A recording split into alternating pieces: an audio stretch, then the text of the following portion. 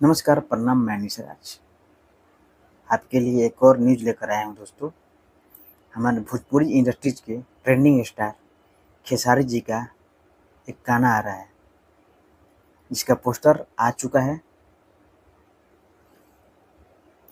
दोस्तों, ये Khesari music world से ये गाना आएगा और इस एल्बम का नाम है गइल जब से मिल के।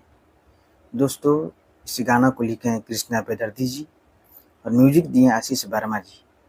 तो दोस्तों, ये गाना अच्छा होगा, बढ़िया होगा और ये खेसारी म्यूजिक वर्ल्ड से ये गाना आएगा। तो दोस्तों, आप लोग इस पोस्टर को जाकर देखिए और इस चैनल को सब्सक्राइब कीजिए। हमारा ट्रेंडिंग स्टार खेसारी जी का गाना आ रहा है, तो आप लोग इस गाना को भी ढेर सारे प्यार आशीर्वाद दीजिएगा। पोस्टर आ चुका है, जाइए जाकर पोस्टर को शेयर कीजिए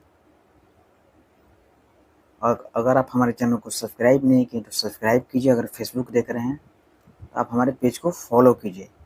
मैं आप लोग के लिए ऐसे ही वीडियो बनाता रहता हूँ। Thanks for watching. Please subscribe my channel.